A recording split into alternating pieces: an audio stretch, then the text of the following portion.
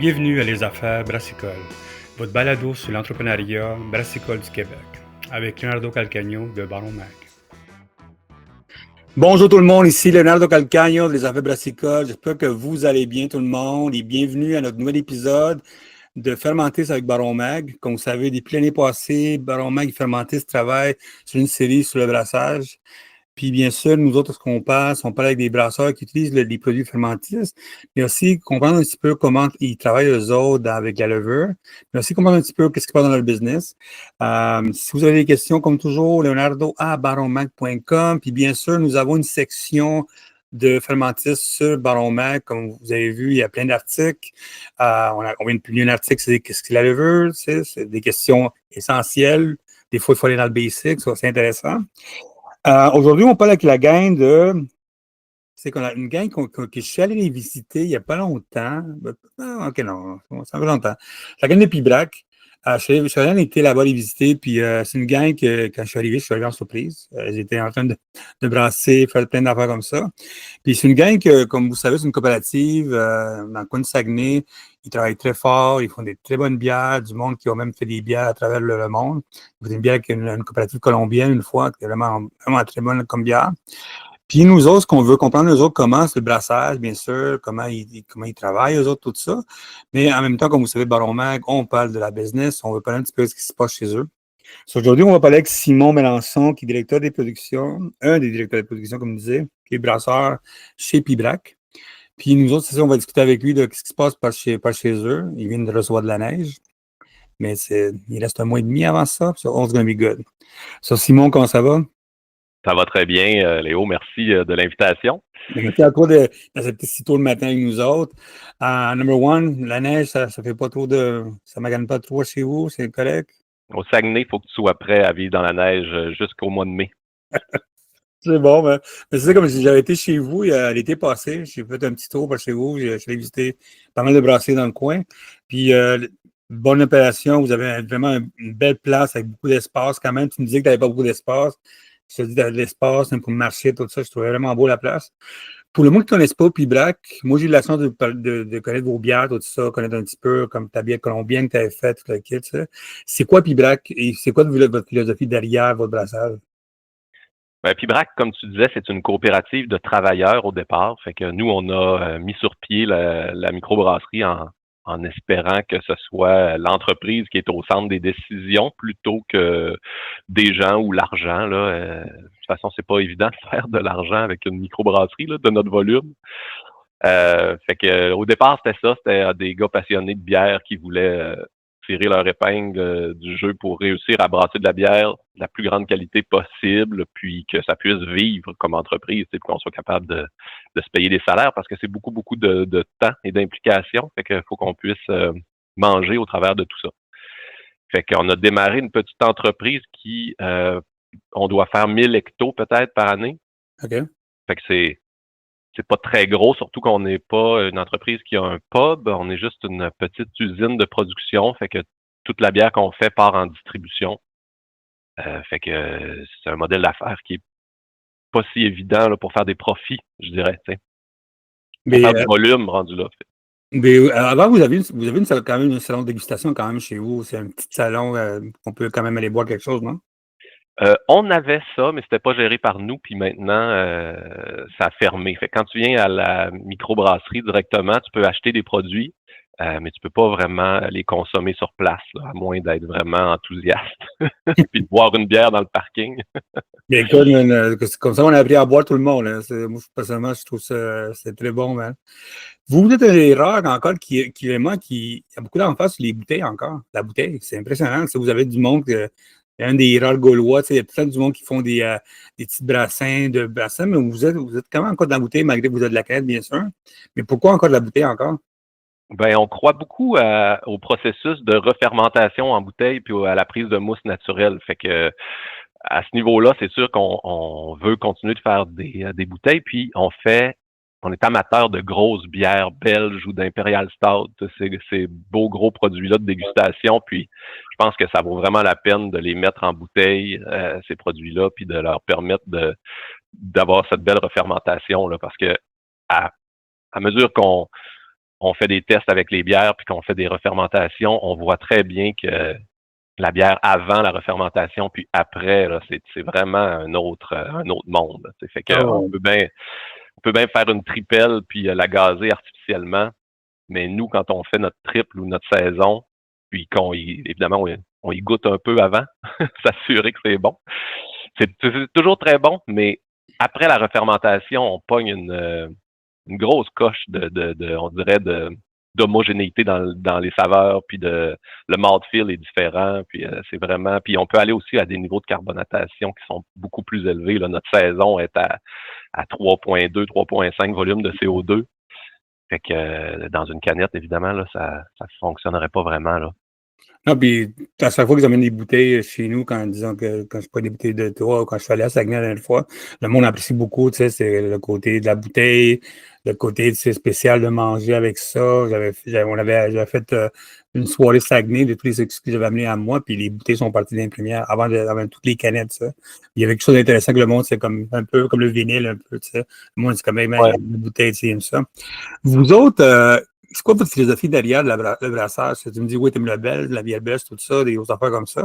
Mais c'est quoi la philosophie derrière votre brassage à chaque jour? Tu sais, parce que quand tu te lances dans une affaire comme brasser de la bière, dans le business à soi, il faut que tu sois passionné au bout parce que c'est une job. Il faut beaucoup de nettoyage, beaucoup de passion à de ça, avec l'industrie qui change tout ça, bien sûr. Mais vous autres, quand vous avez commencé votre brasserie, c'était quoi la philosophie derrière ça? Ben, notre entreprise s'appelle, son vrai grand nom, c'est Pibrac Microbrasserie, coopérative éco-responsable. Fait qu'au départ, dans les philosophies, c'était d'avoir un modèle d'affaires un peu différent Mhm. avec la coopérative, mais aussi avoir un volet où on essaie de minimiser l'impact de nos décisions d'affaires sur l'environnement. Mhm. Fait que, on essaie de brasser la bière en faisant le plus grand soin, mais comme la majorité des brasseurs, mais on essaie vraiment de mettre l'emphase sur la qualité de la bière. Fait qu'on lui laisse le temps de maturer. On utilise des ingrédients locaux, mais aussi des ingrédients traditionnels pour les styles de bière. Fait qu'on Évidemment, quand on fait une bière allemande, ben, on essaie d'aller chercher des houblons allemands, puis des grains allemands aussi, puis on essaie d'être le plus proche le plus fidèle du style. Tu sais. Fait que notre philosophie, c'est s'amuser, puis avoir la chance de boire des bières de très haute qualité. Là. C'est sûr qu'au Québec, maintenant, je pense que la très grande majorité des bières, c'est ça qui est visé, la qualité, puis ça paraît. Mais nous, ça fait partie de notre philosophie. Puis comme tu dis, on est vraiment des passionnés de bière. Ça fait longtemps, longtemps qu'on brasse de la bière. Ça doit faire une vingtaine d'années qu'on brasse Mhm. de façon un petit peu amateur. On a commencé à l'université, moi et Félix, l'autre brasseur chez Pibrac. On faisait un peu n'importe quoi à l'université, mais on avait, ça s'appelait Microbrou à l'Université Laval. On avait un petit labo pour brasser de la bière. Puis Ouais. Félix qui était en microbiologie, puis moi qui étais en biochimie. Euh, L'université nous donnait un budget pour brasser de la bière. Fait que là, c'est sûr que des étudiants, on était bien heureux d'avoir de la bière gratuite. Ouais. Mais on a continué à travailler dans de la fermentation pendant toutes ces années-là au niveau des biotechnologies. Et on n'a pas perdu l'envie de brasser de la bière. Fait que depuis 20 ans, on brasse de la bière de plus en plus sérieusement, puis en étant conscient de ce qu'on fait. Tu sais. Parce qu'au départ, on appliquait une recette sans trop savoir c'était quoi l'impact de chacune de nos actions, mais maintenant, on a pas mal acquis de connaissances, je dirais, à force de se tromper. Fait que maintenant, on essaie d'être le plus rigoureux possible, puis le côté scientifique de faire de la bière aussi nous intéresse beaucoup, là. Fait que c'est un peu ça notre philosophie, puis c'est un peu ça notre quotidien. Faire de la bière, Ça, boire de la vous êtes vraiment plus scientifique, puis moins gothique. C'est du monde qui sont plus goth quand ils font de la bière. Vous êtes vraiment du monde qui check, qui étudie là-dessus, qui met en place toutes les techniques possibles pour ça. Est-ce qu'il y a beaucoup de travail qui se fait tu sais, au quotidien, vous autres, quand vous faites des nouvelles bières, des nouvelles recettes? Tu sais, vous avez vos classiques, bien sûr. Mais moi, j'ai bu la framboise qui était délicieuse, cette framboise en hiver. Je l'ai bu je pense, en avril, je l'ai bu. Non, même, excuse-moi, je l'ai bu en février. Puis, tu sais, ça restait, après un bouton que je l'avais, ça restait bien. Est-ce que vous avez beaucoup est-ce que quand vous lancez une nouvelle bière, est-ce qu'il y a beaucoup de discussions là-dessus? Est-ce qu'il y a beaucoup de recherches derrière de ça? Ben, on est un petit peu mal pris parce qu'on n'est pas beaucoup. Hein, on se parlait de ça. On est 3 personnes à temps plein pour faire 1000 hectos, avec 3 personnes à temps partiel. Mais tu sais, évidemment, on n'est pas tous en train de brasser de la bière, juste moi et Félix qui fait ça, fait qu'on est pris au quotidien à avoir des horaires surchargés. Tu sais. Fait qu'on n'a pas la chance de faire toute la R&D qu'on veut. Puis aussi, même de la gestion des levures, tu sais, on va se parler de levures et tout ça, Mmh. là, la gestion des levures, ça exige du temps. Puis malheureusement, on en manque. Fait que quand on fait des nouvelles bières, on fait si on a la chance de faire des tests, on est heureux, mais il faut que ça soit des tests simples et reproductibles parce que quand vient le temps de brasser en 2000 litres, nous on fait des fermentations de 2000 litres. Faut pas qu'on se trompe, mais je pense que notre expérience fait on a la chance de se lancer un peu dans le vide. Là. OK, c'est bon ça. Comment ça va l'industrie parce chez vous à Saguenay? C'est parce qu'il y a un côté, tu sais, vous avez beaucoup de brasseries en kilomètres carrés, vous autres, hein? Vous avez vraiment beaucoup de brasseries. Tu sais, je suis allé, quand je suis allé vous visiter l'été passé, j'ai fait beaucoup de brasseries en moins de 3 heures, mais c'est impressionnant, c'est vraiment assez proche tout le monde. Comment ça va l'industrie là, dans ce coin-là? Tu sais? On sait que l'industrie à travers le monde, puis le Québec, tout ça, il y a des défis qui existent. Plus avec le houblon qui monte, plus les canettes, tout ça, mais c'est comment ça va par chez vous? C'est vrai, on est beaucoup de microbrasseries, puis des belles et grosses microbrasseries En aussi. Là. Il plus, y en a qui oui. font quand même, la plupart, plus de volume que nous.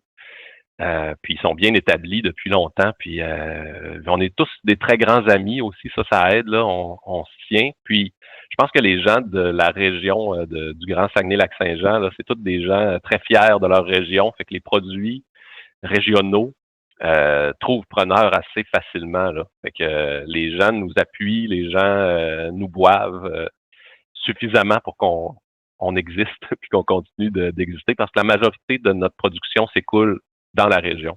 OK, ouais, parce que, tu sais, vous avez comme la voie Maltique, c'est une grosse machine à arrière de tu Ah oui. sais, quand je suis allé voir l'usine, man, puis c'était comme c'est huge, ça, puis je suis allé voir l'Opéra, qui est à côté de chez vous, tout ça, c'est vraiment des grosses brasseries. Mais vous autres, ben, avec les défis qui existent maintenant dans dans l'industrie, est-ce que vous avez beaucoup de défis? Vous voyez de plus en plus le consommateur partir? Vous voyez, c'est plus difficile à le convaincre? Ou il y a quelque chose, ça reste encore le monde en Saguenay, ça va bien? Comment ça fonctionne? C'est assez stable pour nos ventes. Tu sais. Puis je pense que les gens continuent de consommer de la bière dans la région. Euh, mais on est vraiment appuyé aussi par des entreprises qui écoulent la bière comme des salles de spectacle ou tu sais, des hôtels qui vont prendre nos produits. Puis je pense que c'est ça qui nous permet là, vraiment de nous faire connaître et d'écouler une bonne partie des volumes. Là. Fait qu'on est chanceux d'avoir ces partenariats-là aussi entre entreprises. Là. C'est ça qui nous aide. Mais je pense qu'au Saguenay, les gens boivent encore autant de bière qu'ils buvaient. OK, OK. Ça, votre modèle d'affaires coopérative, tu sais, comme on le sait, c'est un des meilleurs modèles qui existent dans beaucoup d'industries parce que c'est un des modèles que ça reste il peut exister longtemps. C'est rare qu'il y ait une faillite de coopérative.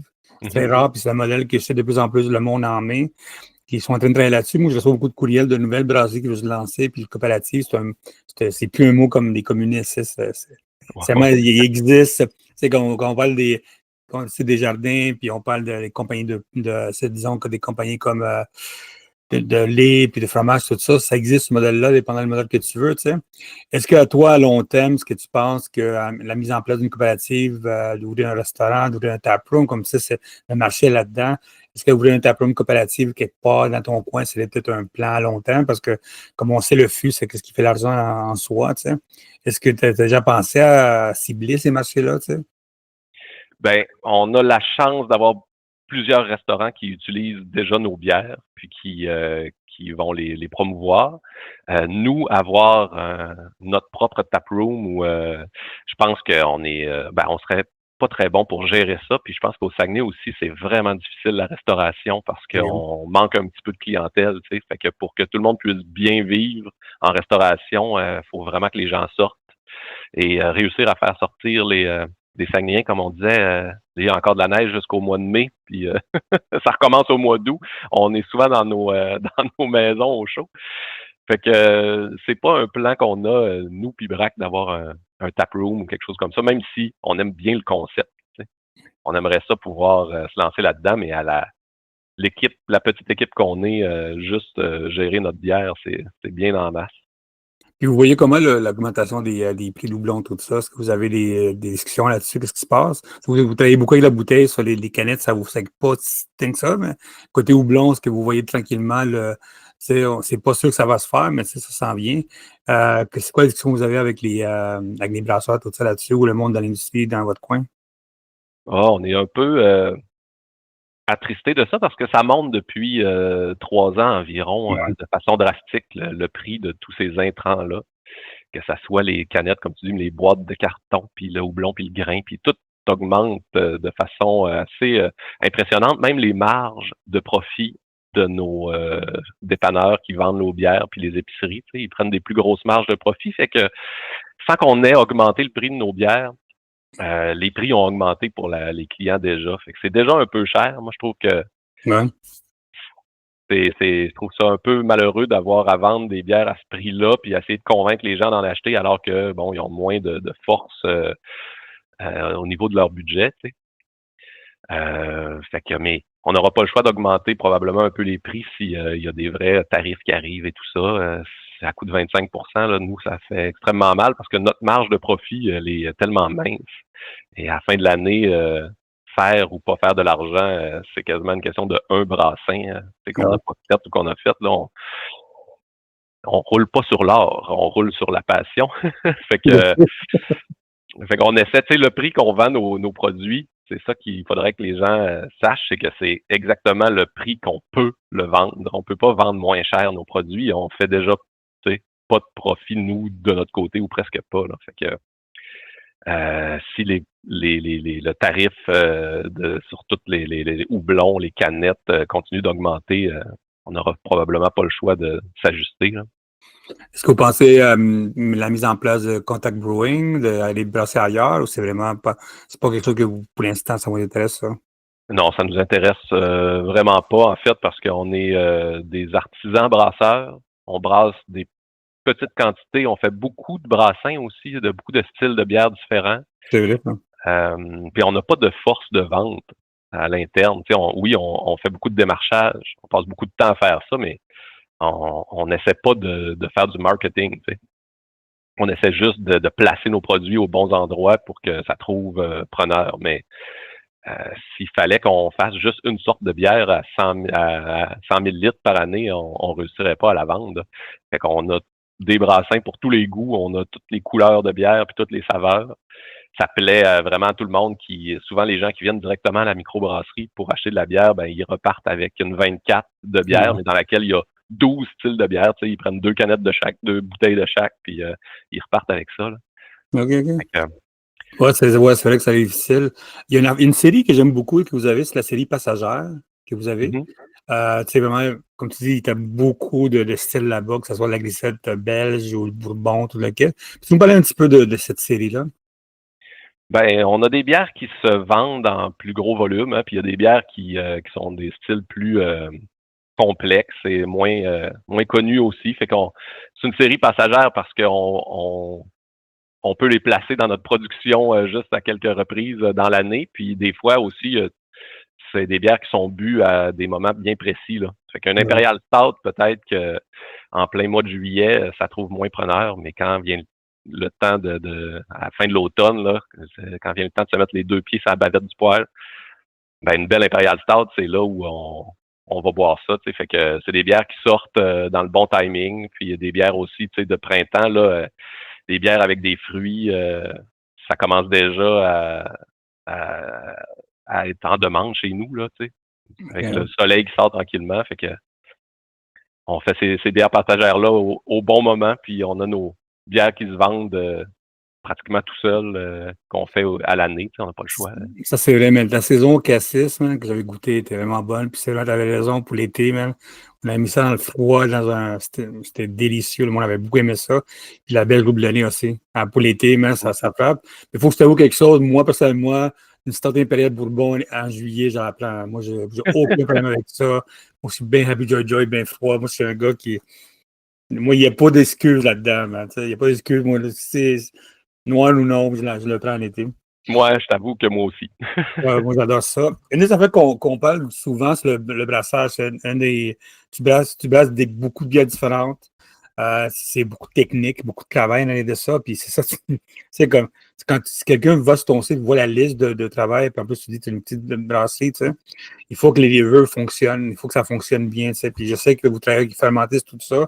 Puis l'idée tout le temps, c'est de comprendre comment vous travaillez avec Fermentis, le côté, ça va de la qualité à l'arrière de ça, voilà, le contrôle, puis comme tu disais, la gestion c'est des levures, c'est un des gros problématiques. Un des gros défis, c'est pas problématique, c'est un défi. Donc, comment fonctionne ta gestion de levure en utilisant la canne de Fermentis pour que ça fonctionne avec toi pour la qualité?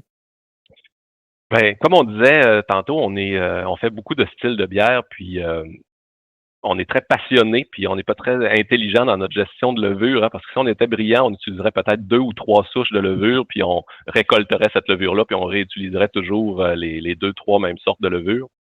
Mais là, nous, on fait une vingtaine de sortes de bières, puis ça vient avec quasiment une vingtaine de sortes de levure aussi. Puis même si mon collègue qui est microbiologiste, puis qu'on a notre labo qui pourrait nous permettre même de partir de petites quantités de levure, puis d'avoir une banque de levure, puis démarrer un pitch de levure nous-mêmes, mais on n'a pas le temps de le faire. Puis il faut que ça soit fait de façon très rigoureuse. Là, si tu veux manquer une bière, là, mets une mauvaise levure ou une levure contaminée, puis tu vas réussir ton coup. Là. Fait que l'utilisation des levures sèches, pour nous, ça vient combler un petit peu ce manque de temps-là. Puis ça vient faciliter aussi là, toute la cinétique de fermentation. Quand tu utilises une levure sèche, tu sais exactement ce qui va se passer dans ta cuve. Ça répond toujours de la même façon. On a toujours les mêmes pourcentages d'atténuation là, qui sont quand même très importants pour plusieurs de nos bières. Fait qu'on utilise vraiment plusieurs sortes de levures de fermentis, dépendamment des bières qu'on fait. Puis souvent, c'est des bières aussi qu'on va dans lesquelles on va mettre un dry up, on va mettre du houblon, on va mettre des fruits, puis les levures, on peut pas les récolter de toute façon.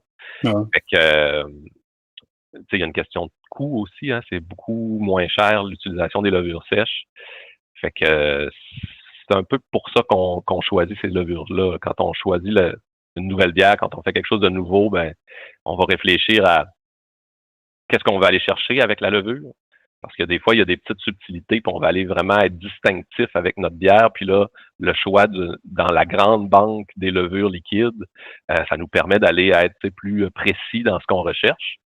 Surtout au niveau des esters, puis du pourcentage d'atténuation, dépendamment le style de bière qu'on fait. Mais quand on fait des levures qu'on va pas récolter, quand on fait des bières où on en fait des grands volumes, puis on veut que ça se passe bien, toujours la fermentation, mais on va chercher des levures sèches à ce moment-là. Est-ce que les résultats, est-ce que vous avez des très bons résultats avec ça à chaque fois ou c'est des discussions que vous avez souvent avec, disons, avec le représentant ici à Fermentis au Canada, ou comment ça fonctionne quand vous travaillez des nouvelles bières ou comment ça fonctionne?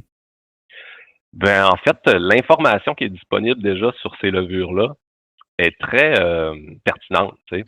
Fait que quand on n'a pas besoin d'une levure qui va s'exprimer beaucoup, quand on fait une bière aux fruits, ben on veut que ça laisser la place aux fruits en question. Fait qu'on veut une levure qui est plus, tu sais, comme on va utiliser US05, qui est une levure assez neutre, qui a un assez bon taux de pourcentage d'atténuation. Fait qu'on sait exactement où on va terminer. Puis à chaque fois qu'on utilise cette levure-là, on sait exactement à quel sucre résiduel on va avoir dans la bière. Tu sais. Fait que on utilise ce genre de levure-là comme avec la conscience tranquille, je te dirais. Parce qu'on sait que la fermentation va bien aller, on sait où ça va arrêter, puis on sait aussi que la levure est complètement stérile. Pas stérile, évidemment, la levure, elle est pas de contamination. Fait que c'est vraiment pour la tranquillité d'esprit. Là, je te dirais qu'on utilise ces levures-là pour être on roule carré un peu, nous autres, chez Pibrac. Hein, on fait des bières. On en fait quand même beaucoup de la canette, puis on fait affaire avec un service d'encanage mobile. Mais quand ils viennent pour la peine, puis ils vident 4 de nos 6 fermenteurs, disons. Fait que dès qu'ils sont partis, il faut remplir le plus rapidement possible ces fermenteurs-là. Fait que si on veut avoir 4 levures qu'on aurait nous-mêmes récoltées, puis on va être sûr qu'elles sont en santé. Il y a beaucoup de travail derrière ça, puis on n'a pas le temps de gérer ça. Fait qu'on est bien content d'avoir des sortes de bières où on a juste à aller mettre la levure, tu sais, puis nous autres, on utilise la levure sèche en en direct pitch, là, comme ils appellent. OK. Fait que c'est très, très simple, là. On ouvre un port sur le dessus du fermenteur pendant qu'on transfère notre mou, puis on fait juste saupoudrer la levure dans le fermenteur à ce moment-là. Fait que c'est C'est quand bon. même, ouais, ça évite plusieurs heures de travail qu'on aura à faire avec une levure qu'on aurait récoltée. Ça veut dire que c'est comme qualité, prix, tout ça, tout fait avec ce que vous avez besoin, vous autres. Ouais, clairement, il y a de très bonnes raisons d'utiliser des levures sèches. Puis on peut en stocker pendant un certain temps. On change souvent d'idée chez Pibrac. Un de nos défis, ça serait plus peut-être de se brancher parce que des fois, à une semaine d'avis, on décide qu'on change les bières qu'on veut faire. Fait que avoir tous les ingrédients pour se revirer de bord, c'est quand même une bonne idée. T'sais. Fait qu'on a toujours quelques paquets de levure qui traînent de différentes sortes pour qu'on puisse faire les bières qu'on veut. Là. Puis quand vous pensez à des nouvelles bières comme ça, comme tu dis, quand il y a une minute, c'est parce que c'est à cause de votre folie artistique ou c'est à cause du marché qui s'en vient? C'est comment? C'est plus qu'on réalise que on a une bière finalement qui s'est vendue vraiment très vite. Okay. On fait des brassins de 2000 litres, c'est quand même pas beaucoup de bière. Puis on fournit des restaurants, entre autres, qui ont sur leur menu le nom de cette bière-là. Fait que faut en avoir. Fait que là, peut-être des fois, on se rend compte que nos 12 fûts qu'on avait fait de cette bière-là sont déjà partis, puis on en a besoin. Fait que on tasse une bière, puis on met la bière qui est en demande. Là. Fait que on le sait comme à la dernière minute. T'sais. Ça prend quand même un beau gros mois Ben pour ouais. avoir une bière prête. Hein. Fait que faut on essaie de planifier d'avance, mais on revire de bord assez souvent. Là. Fait que c'est sûr que s'il fallait, des levures liquides, on en utilise aussi beaucoup, mais on en utilise une douzaine probablement. Là. Fait que, OK. évidemment, on peut pas avoir une douzaine de pitchs de levure Non, prêts impossible. à l'emploi, c'est ça. Fait que, quand on a la chance d'avoir une bière qu'on fait avec une levure sèche, ben ça simplifie beaucoup les choses. Moi, j'ai une question pour vous autres. Vous, la gestion de levure, vous travaillez beaucoup avec, disons, avec levure, houblon, tout le kit. Est-ce que vous avez bien sûr des méthodes de travail? Vous avez bien sûr un cahier de travail, un cahier comme ça. Puis à chaque fois, quand vous faites une nouvelle bière, est-ce que vous changez tranquillement? Est-ce que vous dites, est-ce qu'on peut peut-être changer, faire un petit changement? Il y a des bières classiques que vous avez déjà, on ne change pas. Mais tranquillement, est-ce que de plus en plus, quand le marché change, est-ce que vous pensez de plus en plus à améliorer les bières? À travailler des levures différentes? Comment ça fonctionne? Ben oui, on est toujours en amélioration continue, je te dirais, pour les bières, là, autant au niveau des ingrédients que le processus en tant que tel de mise comment on appelle ça donc, en mise en canette et mise en bouteille, là, peu importe. Fait que on change pas souvent les levures parce qu'il y a quand même une grosse signature qui vient avec ça, mais Non. des fois, il y a certaines levures qui, à force de les utiliser, on se rend compte qu'il y a des petites problématiques, puis que c'est déjà arrivé. Là. Entre autres, ça nous a fait mal au cœur, mais notre tripel, c'est une levure liquide là, qu'on utilise pour ça, mais on n'arrivait jamais avec le même pourcentage d'atténuation. Même si on fait exactement le même mou, on avait beaucoup de difficultés à arriver au bon degré plateau final. Là, fait que c'est assez sucré, une tripelle, souvent, là, il reste, nous autres, on voudrait qu'il reste 4 degrés plateau à la fin. Là, fait que c'est quand même beaucoup. Mais quand ça arrête la fermentation à 6 degrés plateau, ben là, ça n'a pas de bon sens. Puis on a déjà été obligé de scraper des batchs de bière parce qu'on ne réussissait pas à atteindre notre pourcentage d'atténuation. Fait que pas commencer à vendre des produits qui sont pas constants, surtout des belles grosses bières comme ça. Le monde est beau, quoi. Le monde voit la différence, le monde. Ben oui, puis ceux qui aiment notre tripel, entre autres, ben quand ils la rachètent, ben ils veulent avoir un produit, ils savent à quoi s'attendre, puis c'est ça qu'ils veulent. Je les comprends. Moi aussi, d'ailleurs. Fait que ça, tu vois, on a été obligé à un moment donné de changer de levure, là. Même si, tu sais, on le sait, avec une bière comme la tripel, la levure a une grosse part dans le résultat final. Là. Puis la levure, en plus, c'est le backbone de plein de choses. C'est comme un peu comme le malt, tout ça. Vous autres, c'est quoi l'importance pour vous autres d'utiliser des produits d'ici? Parce que, tu sais, avec tout ce qui se passe, avec tout ça, bien sûr, l'eau de Saguenay est connue, qui est une très bonne eau, tu sais, tout le kit, tout le monde en parle, tout le temps. Moi, me gosse avec ça, j'ai parlé avec Paul Alfred, puis il dit le meilleur eau du Québec. C'est comme, OK, ben, c'est la meilleure du Québec. C'est bon. Je dis, je te crois, je te crois. Je veux savoir comment ça va, parce que chez vous, tu sais, tout ce travail-là que vous faites à l'aide de ça, de la mise en place, de travailler le produit québécois du Leggett. Ben, c'est très, très important pour nous, l'achat local. Tu sais, fait que depuis le début de l'entreprise, on a, même avec l'achat des équipements, c'était bien important que ça devienne du plus proche possible, qu'on a des équipements canadiens pour tout ce qui est nos fermenteurs et notre brew house. Mhm. On a fini par aussi faire des fermenteurs avec la shop qui est à côté on est dans un parc industriel. Fait qu'on a réussi d'avoir probablement les fermenteurs les plus locaux possibles. Là. Oui, c'est quoi à côté? Ouais, on peut quasiment les transporter à bras pour venir les installer. Fait que c'est super important pour tout cet équipement-là, mais c'est important aussi pour les matières premières. Fait que on essaie de travailler avec des maltes locaux, des houblons locaux, puis aussi même les levures. C'est sûr que quand on a le labo qui va nous fournir vraiment des belles levures, fait qu'on essaie de travailler avec eux autres aussi. Mais il y a comme aussi on essaie, tu sais, comme je disais tantôt, on veut être rigoureux dans les styles de bière, puis on essaie d'avoir des ingrédients qui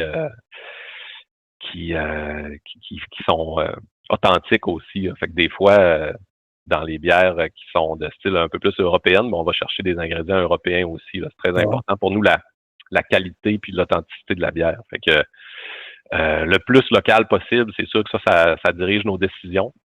Mais on travaille aussi avec les super de beaux produits qui sont distribués localement, mais qui viennent quand même d'Europe. Là. Tu sais, c'est sûr que les grains, les maltes allemands, notamment de Weyermann, là, c'est tellement des grains incroyables, là, puis c'est tellement un beau malt que c'est difficile de pas travailler avec ces grains-là, surtout pour les grains de spécialité là, qui sont fantastiques. Ce qui est des fruits, ben, tu parlais de cassis tantôt, là. Quand on utilise des cassis qui ont été cueillis l'année même, puis qui ont été cueillis par le monsieur qu'on connaît, dans la bière, ça paraît aussi. Là. Ça fait des produits qui sont exceptionnels parce que le fruit est exceptionnel. Là. Est-ce que c'est vrai que le cassis, c'est difficile à travailler avec? Moi, j'avais parlé avec quelqu'un qui fait il fait du spiritueux de cassis.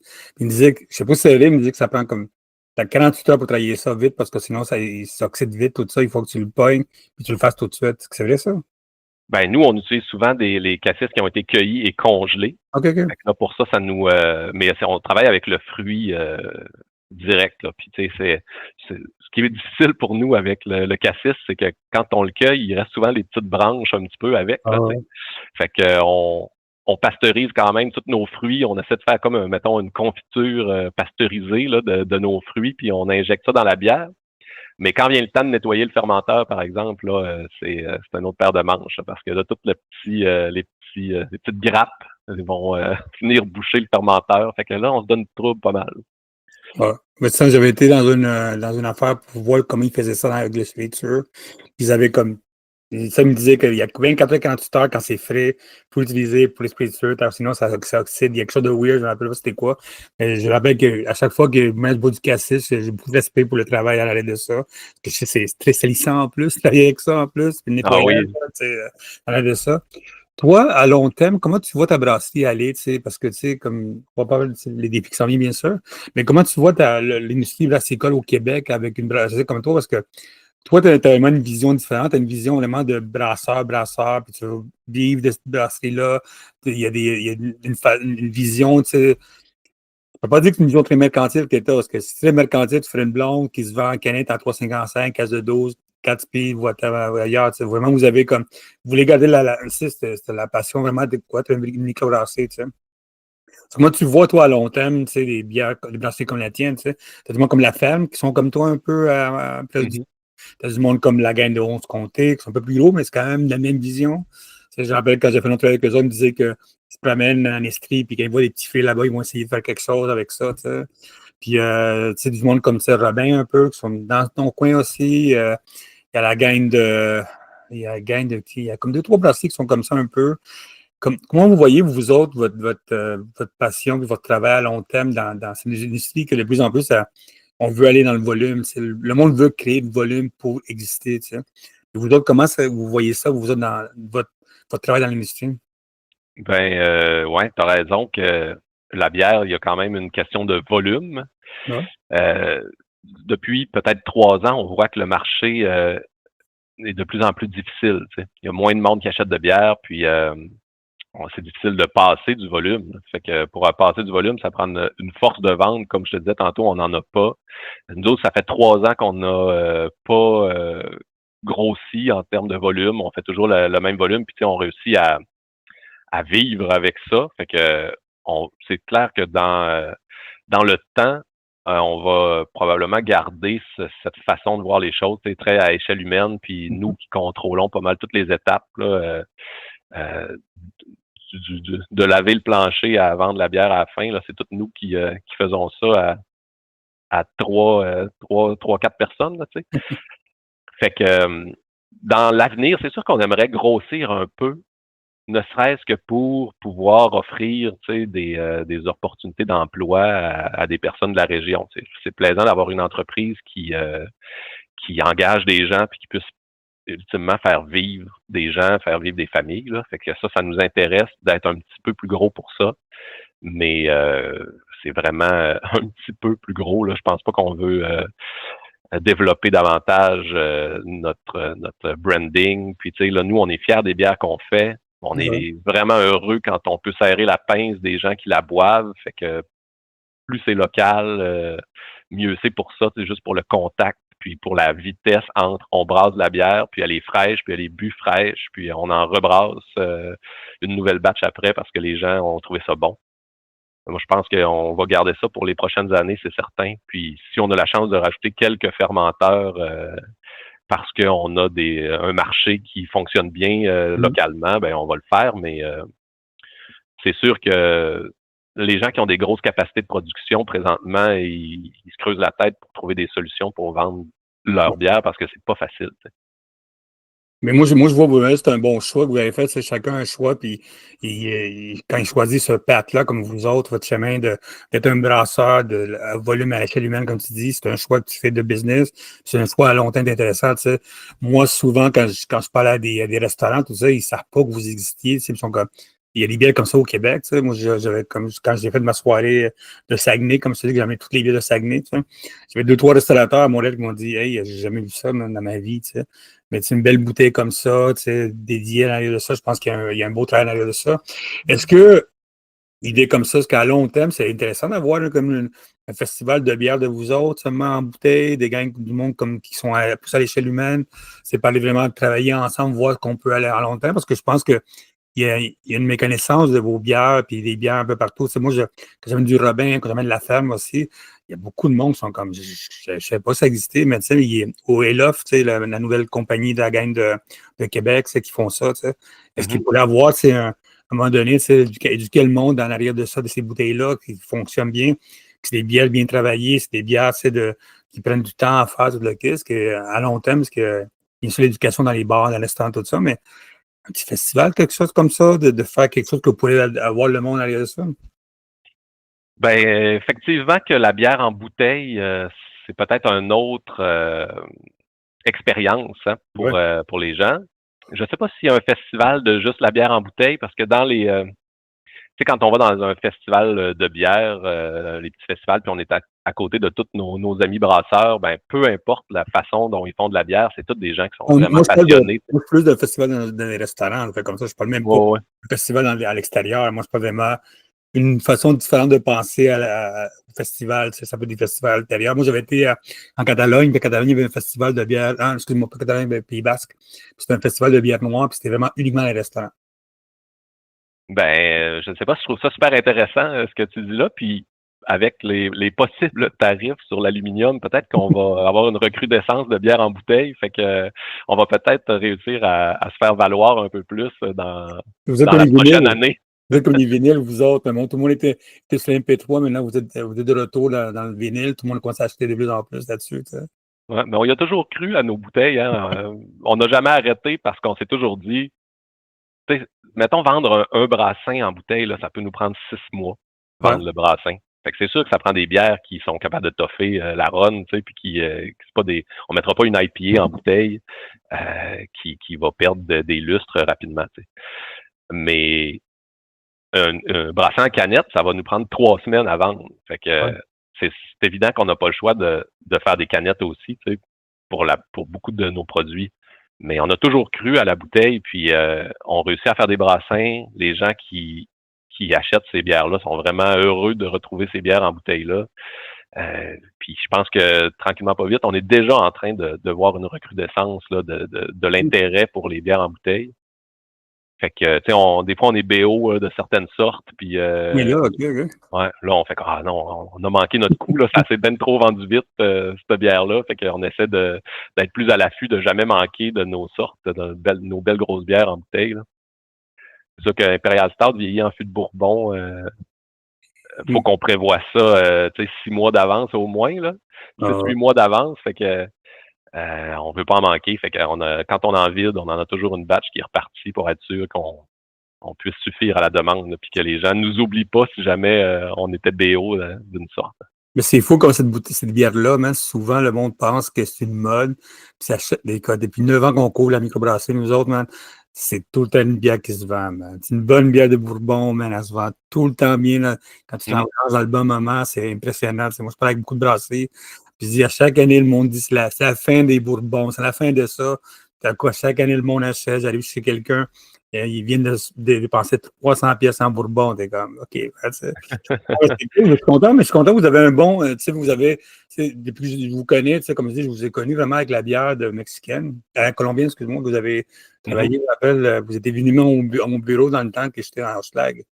Puis j'ai rappelé, vous avez des questions, vous avez parlé là de ça, ça. Puis je me rappelle que depuis ce temps-là, je vous suis, puis vous avez tout le temps été comme je dis, à l'échelle humaine, votre brasserie, puis ça a tout le temps été comme ça. Puis je suis content que ça continue tout ça. Avant de partir de l'entrevue, je veux savoir, qu'est-ce que vous voulez dire au monde, aux amateurs de bière qui nous écoutent, du monde qui veut comprendre un peu plus qu'est-ce qui se passe, tout ça. Puis message de dire au monde, l'industrie est en difficulté maintenant, mais il y a encore du monde qui travaille très bien, tout ça. Mais qu'est-ce que vous aimeriez dire au monde avant qu'on se laisse? Ben, moi, j'aurais envie de dire aux amateurs de bière de continuer de boire des belles bières, de pas se détourner de cette belle industrie-là. C'est vrai qu'il y a des fiers travailleurs qui sont derrière ça, des gens passionnés. Et continuer à boire les bières avec les microbrasseries indépendantes, puis les petites brasseries, puis d'aller aussi dans les différents pubs qui offrent des bières incroyables. C'est toujours des expériences assez tripante là, de toute la panoplie de bières qu'on est capable de faire ici au Québec. Puis la qualité est toujours au rendez-vous. Fait que n'importe quelle microbrasserie au Québec qui fait avec de la bière avec passion, là, n'hésitez pas de continuer de nous encourager, c'est certain. Là. Moi, j'ai une question à demander, j'ai oublié de demander ça. C'est quoi ta première bière que tu as bu, puis la première bière que tu as essayé de brasser? La première que j'ai bu là, il y a longtemps, là, mettons. Là, Non, la première bière que tu as faite comme chef, je veux brasser. C'est sûr que les bières du Nibrou ont été ma porte d'entrée dans les bières de plus de style microbrasserie, là, les belles grosses bières belges. C'est sûr que ça m'a toujours plu et fasciné. Là. C'est tellement le fun à déguster. C'est des bières que tu bois, tu commences froide, tu as fini chaude, puis elle a évolué tout au fil du temps. Fait que les premières bières que j'ai faites, c'était certainement des bières belges, justement, mais c'est une bonne question parce que à force de boire de la bière, on perd la mémoire. Fait que il y a 25 ans, quand j'ai commencé à brasser, je me souviens plus exactement de ce qu'on brassait, mais je pense qu'on savait pas très bien ce qu'on faisait non plus, hein. L'information était pas aussi facilement disponible pour brasser de la bière, fait que c'était vraiment par essai et erreur, puis on faisait beaucoup d'erreurs à l'époque. Ah, ben, je me rappelle, il y a du monde j'ai des vieux brasseurs. Il me disait, dans le temps, tu avais un gars qui avait copié toutes les feuilles en Xerox d'un magazine ou d'un livre américain. Tout le monde ne savait pas bien lire l'anglais dans ce temps-là, puis tout le monde se passait le livre, puis tout avait des notes dessus. Il m'avait montré un des affaires, c'est un livre, c'est un Xerox, hein. Il y avait tellement de notes dessus, de traductions mal faites, tout ça. Je me rappelle que c'était ça le début il n'y avait pas d'Internet dans le temps pour aller chercher l'information, tu sais. Et je me rappelle que c'était comme ça qu'on a commencé à brasser, tu sais. Ah oui, vraiment. c'était pas si simple, puis c'était pas si bon. Je serais bien curieux de regoûter à ces bières-là. C'est certain qu'on serait un peu déçus. Mais à l'époque, c'était correct, ça faisait la job. J'ai bu une fois, je suis allé boire quelqu'un, j'ai bu une bière de Charlevoix qui faisait 8 ans. Presque 8-10 ans à peu près, man. Puis elle avait bien vieilli en bouteille en plus. On l'a ouvert, là, puis c'était comme, oh shit, elle a bien vieilli, man. Ah Même lui, oui, même quand j'ai pas même parlé avec le propriétaire de Charlevoix, il était comme, t'as pogné où cette bouteille-là? Il dit, elle était encore bonne, man. C'est une vieille bouteille, je trouve une belle, je pense. Ça avait bien vieilli la bouteille, il y avait même 8 ans dans ce coin-là, man. Une série classique que vous avez faite aussi. ouais, la fermentation en bouteille, ça offre ça, hein, une belle vie pour la bière là, qui peut passer 3-4 ans, c'est bien entreposé, puis c'est une bière à fort pourcentage d'alcool, là, ça vieillit très bien, puis ça change pas tellement de profil avec le temps. Les bières foncées, là, l'Imperial Stout, justement, là, ça peut passer 4-5 ans, puis c'est encore fantastique. Là. Bien, excellent. Écoute, Simon, merci beaucoup de ton temps, puis c'est comme partager ton expérience, comme toujours. Comme je dis à tout le monde, moi, je suis allé à Saguenay, j'ai passé par chez vous, il y a des belles brasseries dans le coin, puis chez vous, tu es tout le temps dans ce coin-là pour aller chercher 2-3 caisses de bière par chez vous. Allez chercher 2-3 caisses, vous êtes là. C'est en Saguenay, amène-en 2-3 Ah oui, caisses. laisse de la place dans ton coffre. Mais ouais, c'est toujours de la place pour la bière, man. Même si c'est des enfants, tu mets ça au milieu des enfants, tout est correct, man. Entre les deux, des vêtements. No Ah oui. problem. Simon, merci beaucoup pour ton temps. Cet été, c'est sûr qu'on va aller faire un tour là-bas. On est supposé d'aller faire quelque chose avec. On a un festival, puis. Festival d'Alma, je pense. Hein? Ouais, un festival allemand, on va aller là-bas, on va aller visiter. On va aller visiter d'autres brasseries qu'on veut faire des entrevues qu'on a manquées la dernière fois. On a envie d'aller voir un peu la gang de la Fière, aussi. Spécifique dans ce coin-là, un peu plus loin, mais on tente de ça. Ça, Simon, merci beaucoup pour ton temps. Puis, écoute, à la prochaine. Ouais, ben c'est moi qui te remercie. Merci de parler de microbrasserie. Ça fait plaisir. Merci à tout le monde d'avoir écouté le nouveau podcast Balado avec Fermentis. Comme vous savez, on a plein d'entrevues avec différents brasseurs du Québec. Si vous avez des questions, il y a une section qui s'appelle Fermentis par Baron Mag sur notre site. Et bien sûr, si vous avez des questions, il y a une section de Fermentis pour les contacter. Merci beaucoup d'écouter les affaires brassicoles et abonnez-vous à notre infolette. Merci beaucoup et à la prochaine.